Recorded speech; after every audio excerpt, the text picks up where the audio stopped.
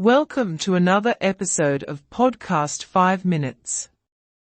In this podcast, I want to discuss everyone about my experience when I'm shopping online and how it affects on me. I think online shopping has brought many benefits to us. But that also brings many disadvantages, such as making us easily addicted to shopping. I realized I had a problem with shopping when packages would arrive at my home, and I had no idea what was inside them. These packages contained things that I thought I needed, but I had forgotten all about them. When I opened my cupboards, I would find impulse purchases from the past, like a back massager, acupressure mats, and various supplements. I had bought all of these items based on the recommendations of strangers online, who claimed these products were miraculous and necessary for me to have. I kept buying and buying. And one day, as I was opening yet another mysterious box, it hit me, this doesn't feel good. In the past, I used to save up for something new, eagerly anticipating the moment when I could finally buy it. I would fantasize about how I would use or wear it. And when that moment arrived, I would celebrate and enjoy the fulfillment of my desire. But now, those moments felt hollow and meaningless. Perhaps it was the state of the world, with its constant frightening news cycle, that made online shopping seem like an escape, giving me a sense of control and providing a little dopamine hit. Or maybe it was just the result of growing up in a society obsessed with material possessions, always striving to own more and more. The more I bought, the more I posted about my purchases, and the more my followers loved it. I received more messages and comments, constantly feeding my addiction.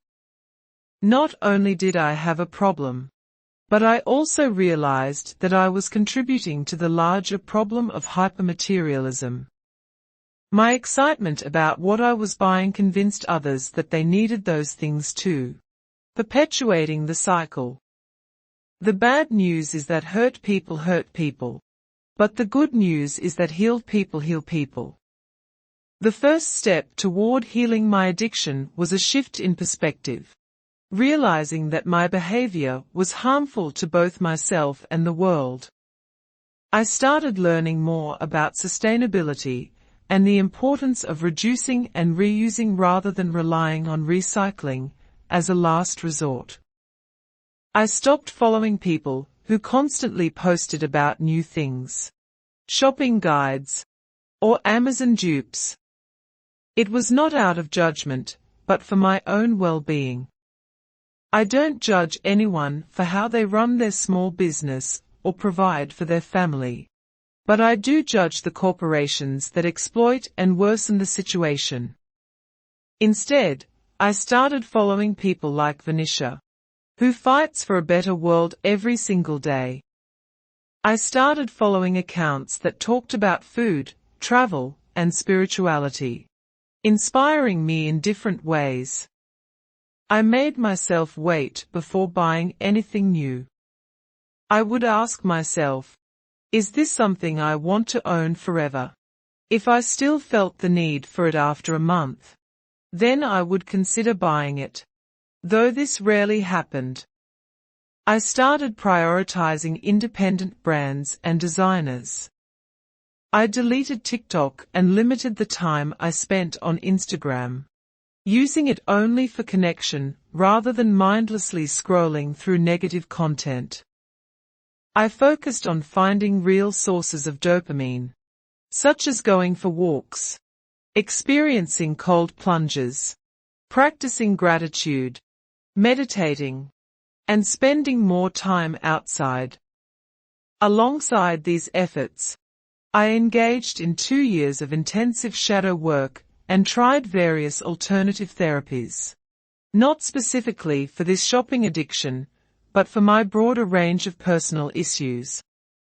I still have a long way to go.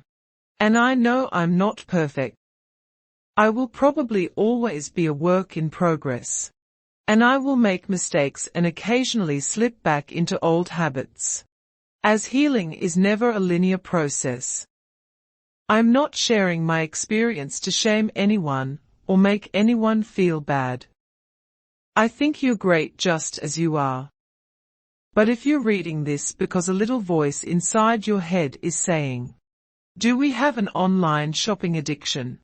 then I hope sharing my own experience helps you even just a little. I'm here if you want to talk.